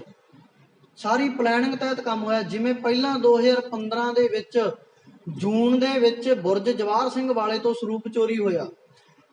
ਰਣਜੀਤ ਸਿੰਘ ਖੱਟੜਾ ਦੀ ਜਿਹੜੀ ਸਿੱਟ ਹੈ ਬਣੀ ਹੋਈ ਪੁਲਿਸ ਦੀ, ਉਹਨਾਂ ਨੇ ਬੁਰਜ ਜਵਾਹਰ ਸਿੰਘ ਵਾਲੇ ਤੋਂ ਜਿਹੜੇ ਗ੍ਰਿਫਤਾਰ ਕੀਤੇ ਸੀ, ਉਹਨਾਂ ਦੇ ਵਿੱਚੋਂ ਸਾਰੀ ਕੱਲੀ ਗੱਲ ਕਢਾ ਲਈ ਆ। ਕਿੰਨੇ ਵੱਜ ਕੇ ਕਿੰਨੇ ਮਿੰਟ ਤੇ ਗੁਰੂ ਘਰ ਆਏ, ਕਿਵੇਂ ਸਰੂਪ ਚੱਕਿਆ, ਕਿੱਥੇ ਲੈ ਕੇ ਗਏ, ਕਿੰਨੇ ਬੰਦੇ ਸੀ, ਕਿੰਨੇ ਬੰਦਿਆਂ ਨੇ ਉਹ ਸਰੂਪ ਦੇ ਅੰਗ ਪਾੜ ਕੇ, ਕਿੰਨੇ ਕਿਹਦੇ ਕੋਲੇ ਸੀ, ਕਿੰਨੇ ਕਿਹਦੇ ਕੋਲੇ ਸੀ, ਕਿੰਨੇ ਕਿੱਥੇ ਸੁੱਟਣੇ ਸੀ, ਕਿੱਥੇ ਸੁੱਟਣੇ ਸੀ। ਪੂਰੀ ਪਲੈਨਿੰਗ ਕੀਤੀ ਗਈ। ਅਕਤੂਬਰ ਮਹੀਨੇ ਦੇ ਵਿੱਚ ਜਾ ਕੇ ਬੇਅਦਬੀ ਹੁੰਦੀ ਹੈ ਤੇ ਕੰਧਾਂ ਦੇ ਉੱਤੇ ਪੋਸਟਰ ਲਾਏ ਜਾਂਦੇ ਨੇ ਵੀ 1 ਲੱਖ ਤੱਕ ਦਾ ਇਨਾਮ ਦੇਵਾਂਗੇ ਜੇ ਸਿੱਖੋ ਤੁਸੀਂ ਆਪਦਾ ਗੁਰੂ ਲੱਭ ਲਵੋ। ਧਮਕੀਆਂ, ਗਾਲਾਂ ਲਿਖੀਆਂ ਗਈਆਂ। ਮੇਰੇ ਕੋਲੇ ਪੋਸਟਰ ਮੌਜੂਦ ਹੈ ਫੋਨ ਦੇ ਵਿੱਚ। ਪੂਰਾ ਜਿੰਨਾ ਵੀ ਹੋ ਸਕਿਆ ਉਹਨਾਂ ਨੇ ਕੋਸ਼ਿਸ਼ ਕੀਤੀ ਵੀ ਜਲੀਲ ਕਰਨ ਦੀ, ਲੜਾਈ ਪੜ੍ਹਾਈ ਕਰਨ ਦੀ, ਪਰ ਉਹ ਨਾਕਾਮਯਾਬ ਰਹੇ ਉਹਨਾਂ ਗੱਲਾਂ ਤੋਂ। ਆਖਰ ਗੁਰੂ ਗ੍ਰੰਥ ਸਾਹਿਬ ਜੀ ਦੀ ਬੇਅਦਬੀ ਹੋਈ, ਬੰਦੇ ਵੀ ਫੜੇ ਗਏ, 1-2 ਮਰੇ ਵੀ, ਉਹਨਾਂ ਵਿੱਚ ਜੇਲ੍ਹ ਵਿੱਚ ਵੀ ਮਾਰ ਦਿੱਤਾ ਤੇ ਬਾਹਰ ਵੀ ਇੱਕ ਮਰ ਗਿਆ। ਤੇ ਉਹ ਸਾਰੀ ਬਿਆਨਬਾਜ਼ੀ ਆ ਗਈ, ਕਿੱਥੋਂ ਪੋਸਟਰ ਲਿਆ, ਕਿੱਥੋਂ ਮਾਰਕਰ ਲਿਆ, ਵੀ ਉਹ ਪੋਸਟਰ ਕਿਵੇਂ ਲਾਇਆ, ਕਿਹਨੇ ਲਾਇਆ, ਕਿੱਥੇ ਪਲੈਨਿੰਗ ਹੋਈ ਆ, ਕਿੱਥੇ ਕੀ ਗੱਲ ਹੋਈ, ਸਾਰਾ ਕੁਝ ਸਾਹਮਣੇ ਆ ਗਿਆ। ਤੇ ਫਿਰ ਵੀ ਦੌਰ ਚੱਲੀ ਜਾ ਰਿਹਾ, ਸਜ਼ਾ ਨਹੀਂ ਹੋ ਰਹੀ। ਕਿਉਂ? ਕਿਉਂਕਿ ਅਖੌਤੀ ਪੰਥਕ ਸਰਕਾਰ ਉਹਨਾਂ ਨੂੰ ਬਚਾ ਰਹੀ ਹੈ ਤੇ ਹੁਣ ਵੀ ਸਰਕਾਰ ਉਹਨਾਂ ਨੂੰ ਬਚਾ ਰਹੀ ਹੈ, ਕਿਉਂਕਿ ਉਹ ਉਹਨਾਂ ਤੱਕ ਪਹੁੰਚ ਨਹੀਂ ਕਰ ਸਕਦੇ। ਕਿਉਂ? ਕਿਉਂਕਿ ਇੱਕ ਥਾਲੀ ਦੇ ਇਹ ਚੱਟੇ ਵੱਟੇ ਨੇ, ਇਸੇ ਕਰਕੇ ਨਹੀਂ ਪਹੁੰਚ ਸਕਦੇ। ਤੇ ਹੁਣ ਕੀ ਹੋਇਆ, ਤਾਜ਼ੀ ਘਟਨਾ ਕੱਲ ਦੀ, ਕਿ ਜੌਲੀਆਂ ਪਿੰਡ ਦੇ ਵਿੱਚ ਕੱਲ ਪਛਤਾਪ ਸਮਾਗਮ ਰੱਖਿਆ ਗਿਆ ਸਵੇਰ ਦਾ। ਸਾਰੀਆਂ ਸਿੱਖ ਜਥੇਬੰਦੀਆਂ, ਪ੍ਰਚਾਰਕ, ਰਾਗੀ, ਢਾਡੀ, ਕਵੀਸ਼ਰ, ਸਿੱਖ ਸੰਗਤਾਂ, ਆਸੇ-ਪਾਸੇ ਇਲਾਕੇ ਦੀਆਂ ਸੰਗਤਾਂ ਉੱਥੇ ਪਹੁੰਚੀਆਂ।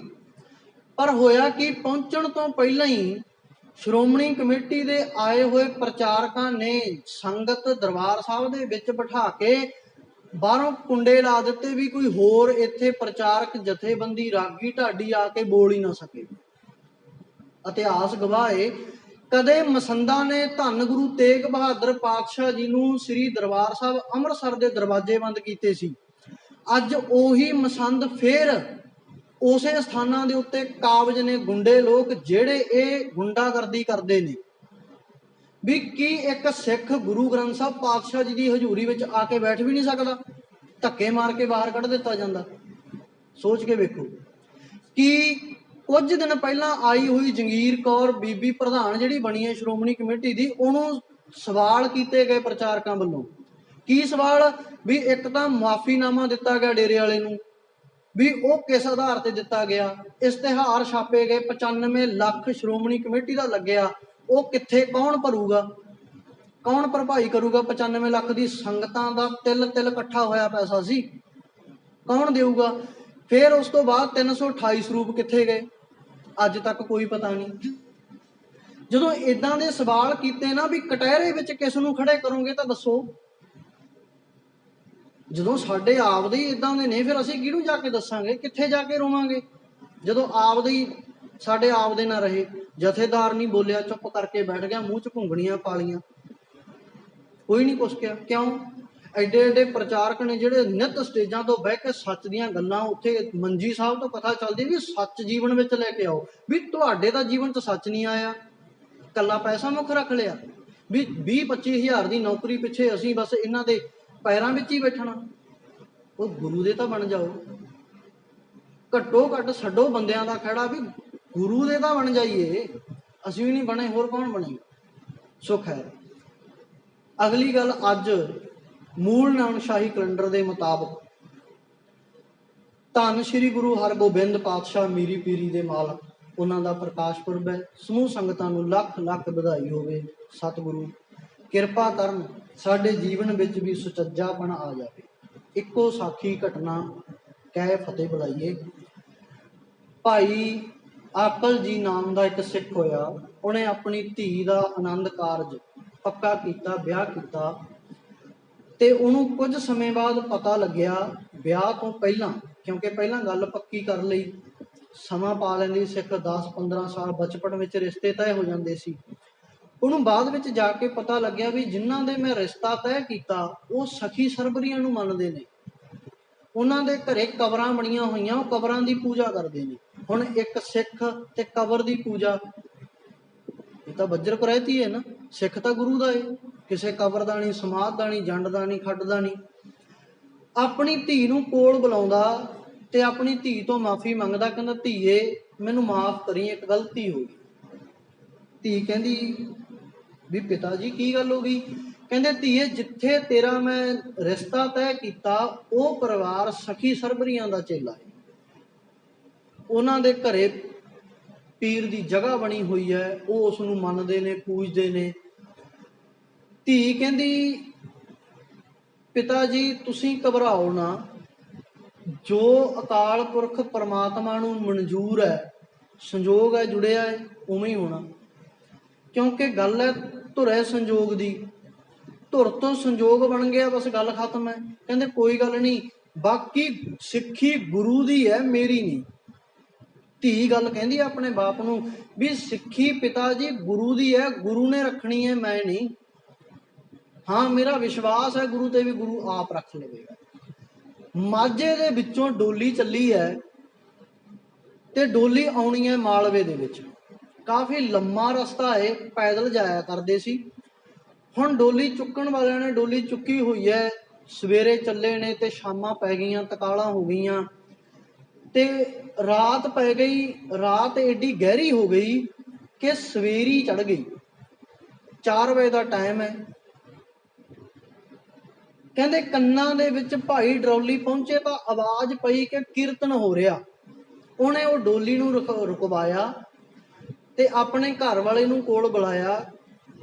ਉਹਨੇ ਕਿਹਾ ਵੀ ਇਹ ਸਿਰ ਦੇ ਸਾਈਂ, ਮੈਂ ਤੇਰੇ ਲੜ ਲੱਗ ਕੇ ਆਈਆਂ, ਤੂੰ ਜਿੱਥੇ ਕਹੇਗਾ ਮੈਂ ਉੱਥੇ ਬੈਠਾਂਗੀ, ਜਿੱਥੇ ਖੜਨ ਨੂੰ ਕਹੇਗਾ ਉੱਥੇ ਖੜਾਂਗੀ, ਜਿਵੇਂ ਕਹੇਗਾ ਮੈਂ ਉਵੇਂ ਕਰਾਂਗੀ, ਸਾਰੀ ਜ਼ਿੰਦਗੀ ਮੈਂ ਤੇਰੀ ਸੇਵਾ ਕਰਨੀ ਹੈ, ਤੂੰ ਮੇਰਾ ਪਤੀ ਹੈ। ਮੇਰੇ ਬਾਪ ਨੇ ਇਸ ਭਰੋਸੇ ਦੇ ਉੱਤੇ ਤੇਰੇ ਲੜ ਲਾਇਆ ਕਿ ਮੈਂ ਆਗਿਆਕਾਰੀ ਰਵਾਂ।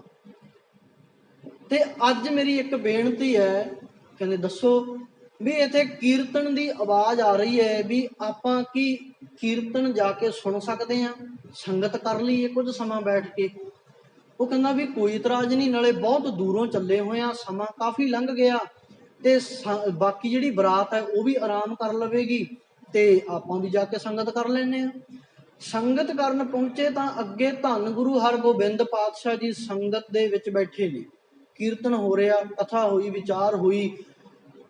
ਹੁਣ ਨਵ ਵਿਆਹ ਜੋੜਾ ਸਾਹਮਣੇ ਬੈਠਾ ਏ, ਸਭ ਨੂੰ ਪਤਾ ਲੱਗ ਜਾਂਦਾ ਵੀ ਇਹ ਨਵ ਵਿਆਹ ਜੋੜਾ, ਕੱਪੜੇ ਨਵੇਂ ਪਾਏ ਹੁੰਦੇ ਨੇ, ਚੰਗਾ ਸਾਰਾ ਆਸੇ ਪਾਸੇ ਦਾ ਮਾਹੌਲ ਠੀਕ ਹੁੰਦਾ, ਬਰਾਤੀ ਹੁੰਦੇ ਨੇ ਨਾਲ। ਤੇ ਜਦੋਂ ਸਮਾਪਤੀ ਹੋਈ ਤੇ ਸਤਿਗੁਰੂ ਨੇ ਪੁੱਛਿਆ ਵੀ ਭਾਈ ਤੁਸੀਂ ਕੌਣ, ਕਿੱਥੋਂ ਪਹੁੰਚੇ? ਤੇ ਉਹਨਾਂ ਨੇ ਦੱਸਿਆ ਵੀ ਜੀ ਅਸੀਂ ਇਦਾਂ ਕਰਕੇ ਮਾਝੇ ਦੇ ਵਿੱਚੋਂ ਪਹੁੰਚੇ ਹਾਂ ਤੇ ਮਾਲਵੇ ਮੇਰਾ ਰਿਸ਼ਤਾ ਇਹਨਾਂ ਦੇ ਘਰ ਪੱਕਾ ਹੋਇਆ, ਮੈਂ ਇਹਨਾਂ ਨੂੰ ਵਿਆਹ ਕੇ ਜਾ ਰਹੀ ਹਾਂ। ਤੇ ਕੀਰਤਨ ਦੀ ਆਵਾਜ਼ ਕੰਨਾਂ ਵਿੱਚ ਪਈ, ਅਸੀਂ ਆ ਕੇ ਬੈਠ ਗਏ ਵੀ 4 ਘੜੀ ਕੀਰਤਨੀ ਸੁਣ ਲਈਏ, ਬਾਣੀ ਸੁਣ ਲਈਏ। ਤੇ ਸਤਿਗੁਰੂ ਕਹਿੰਦੇ ਚੰਗਾ ਕੀਤਾ, ਭਲਾ ਹੋਇਆ। ਸਤਿਗੁਰੂ ਕਹਿੰਦੇ ਵੀ ਬੱਚਿਓ ਦੱਸੋ ਵੀ ਤੁਹਾਨੂੰ ਕੀ ਚਾਹੀਦਾ? ਤੇ ਜਦੋਂ ਇੰਨੀ ਗੱਲ ਹੋਈ, ਬੀਬੀ ਨੇ ਹੱਥ ਜੋੜੇ, ਘਰ ਵਾਲੇ ਭਾਈ ਸਾਧੂ ਜੀ ਨੇ ਹੱਥ ਜੋੜੇ ਤੇ ਬੀਬੀ ਅਰਦਾਸ ਕਰਦੀ ਹੈ, ਕਹਿੰਦੀ ਪਾਤਸ਼ਾਹ हे ਧੰਨ ਗੁਰੂ ਹਰਗੋਬਿੰਦ ਸਾਹਿਬ ਜੀ, ਇੱਕ ਰਹਿਮਤ ਕਰਿਓ ਕਿ ਮੇਰੇ ਘਰ ਦੇ ਵਿੱਚ ਸਿੱਖੀ ਦੀ ਪਰਪੱਕਤਾ ਬਣੀ ਰਵੇ। ਦੇਖੋ ਗੁਰੂ ਸਾਹਮਣੇ ਹਾਜ਼ਰ ਹੈ, ਸਾਡੀਆਂ ਮੰਗਾਂ ਨਾ ਬਹੁਤ ਛੋਟੀਆਂ ਨੇ, ਇਹ ਤਾਂ ਮੰਗਾਂ ਹੀ ਕੁਝ ਨਹੀਂ। ਕਹਿੰਦੇ ਪਾਤਸ਼ਾਹ ਜੀ ਤੁਸੀਂ ਕਿਰਪਾ ਕਰਿਓ ਵੀ ਮੇਰੇ ਘਰ ਦੇ ਵਿੱਚੋਂ ਕਦੇ ਵੀ ਸਿੱਖੀ ਨਾ ਜਾਵੇ, ਕਦੇ ਵੀ ਸਿੱਖੀ ਖਤਮ ਨਾ ਹੋਵੇ, ਮੇਰੇ ਬੱਚਿਆਂ ਤੱਕ, ਬੱਚਿਆਂ ਦੇ ਬੱਚਿਆਂ ਅੱਗੇ ਸਾਰੀਆਂ ਪੀੜ੍ਹੀਆਂ ਸਿੱਖੀ ਦੇ ਵਿੱਚ ਹੀ ਆਉਣ, ਐਡੀ ਪਰਪੱਕਤਾ ਹੋਵੇ, ਨਾਮ ਬਾਣੀ ਦਾ ਚਾਨਣ ਮਿਲੇ, ਰਸ ਮਿਲੇ। ਸਤਿਗੁਰੂ ਕਹਿੰਦੇ ਭਾਈ ਠੀਕ ਹੈ, ਇਦਾਂ ਹੀ ਹੋਵੇਗਾ। ਭਾਈ ਸਾਧੂ ਨੂੰ ਕਹਿਣ ਲੱਗੇ ਵੀ ਭਾਈ ਸਾਧੂ ਤੂੰ ਦੱਸ ਤੂੰ ਕੀ ਮੰਗਦਾ? ਕਹਿੰਦਾ ਪਾਤਸ਼ਾਹ ਇਹੀ ਚਾਹੀਦਾ। ਘਰੇ ਚਲੇ ਗਏ। ਕੁਝ ਸਮੇਂ ਬਾਅਦ ਘਰ ਦੇ ਵਿੱਚ ਪੁੱਤਰ ਦੀ ਦਾਤ ਹੋਈ ਤੇ ਫਿਰ ਪਤਾ ਲੱਗਿਆ ਗੁਰੂ ਪਾਤਸ਼ਾਹ ਜੀ ਅੰਮ੍ਰਿਤਸਰ ਸਾਹਿਬ ਵਿਖੇ ਨੇ ਤੇ ਉੱਥੇ ਪਹੁੰਚੇ ਨੇ ਦੋਨੇ ਜਾਣੇ ਆਪਣੇ ਪੁੱਤਰ ਨੂੰ ਲੈ ਕੇ। ਕਹਿੰਦੇ ਪਾਤਸ਼ਾਹ ਰਹਿਮਤ ਹੋਈ ਹੈ ਅਕਾਲ ਪੁਰਖ ਦੀ, ਘਰ ਦੇ ਵਿੱਚ ਨਵਾਂ ਜੀ ਆਇਆ ਤੇ ਅਸੀਂ ਤੁਹਾਡੇ ਦਰਬਾਰ ਦੇ ਵਿੱਚ ਲੈ ਕੇ ਆਇਆ ਵੀ ਤੁਸੀਂ ਨਾਮ ਰੱਖੋ। ਤੇ ਨਾਮ ਰੱਖਿਆ ਗਿਆ ਰੂਪਾ। ਪਾਤਸ਼ਾਹ ਜੀ ਕਹਿਣ ਲੱਗੇ ਭਾਈ ਇਹਦਾ ਨਾਮ ਰੂਪਾ ਰੱਖਣਾ। ਤੇ ਸਾਧੂ ਨੂੰ ਕਿਹਾ ਭਾਈ ਸਾਧੂ ਆਹ ਇੱਕ ਡੰਡਾ ਏ, ਇਹ ਚੁੱਕ, ਜਿੱਥੇ ਤੱਕ ਲੈ ਕੇ ਤੂੰ ਚਲਿਆ ਜਾਵੇਂਗਾ, ਜਿੱਥੇ ਤੱਕ ਤੂੰ ਥੱਕ ਗਿਆ, ਬੈਠ ਗਿਆ ਵੀ ਇੱਥੇ ਤੱਕ ਪਹੁੰਚ ਗਿਆ, ਕਹਿੰਦੇ ਉਨੀ ਜ਼ਮੀਨ ਜਾਇਦਾਦ, ਉਨੇ ਖਿੱਤੇ ਦੇ ਵਿੱਚ ਤੇਰੀ ਸਰਦਾਰੀ ਹੋਵੇਗੀ। ਭਾਈ ਸਾਧੂ ਨੇ ਹੱਥ ਜੋੜ ਲਿਆ, ਕਹਿੰਦਾ ਪਾਤਸ਼ਾਹ ਮੈਨੂੰ ਕੁਝ ਨਹੀਂ ਚਾਹੀਦਾ, ਨਾ ਮੈਨੂੰ ਰਾਜ ਨਹੀਂ ਚਾਹੀਦਾ, ਮੈਨੂੰ ਭਾਗ ਨਹੀਂ ਚਾਹੀਦਾ, ਮੈਨੂੰ ਤਖਤ ਨਹੀਂ ਚਾਹੀਦਾ, ਮੈਨੂੰ ਤਾਜ ਨਹੀਂ ਚਾਹੀਦਾ, ਮੈਨੂੰ ਪੈਸਾ ਧਨ ਦੌਲਤ ਕੁਝ ਨਹੀਂ ਚਾਹੀਦਾ। ਕੀ ਚਾਹੀਦਾ? ਕਹਿੰਦੇ ਮੈਨੂੰ ਤੇਰੇ ਚਰਨਾਂ ਵਿੱਚ ਆਸਰਾ ਚਾਹੀਦਾ। ਸਿਰਫ ਕੀ? ਪ੍ਰੀਤ ਚਰਨ ਕਮਲਾਰੇ, ਮੈਨੂੰ ਤੇਰੇ ਚਰਨਾਂ ਦੀ ਪ੍ਰੀਤ ਚਾਹੀਦੀ ਹੈ। ਸਤਿਗੁਰੂ ਖੁਸ਼ ਹੋਏ, ਕਹਿੰਦੇ ਠੀਕ ਹੈ ਭਾਈ, ਤੇਰੀਆਂ ਪੀੜ੍ਹੀਆਂ ਇੱਥੇ ਰਹਿੰਦੀ ਦੁਨੀਆ ਤੱਕ ਉਹਨਾਂ ਦਾ ਨਾਮ ਰਹੇਗਾ। ਚੇਤਾ ਰੱਖਿਓ 27 ਤੋਂ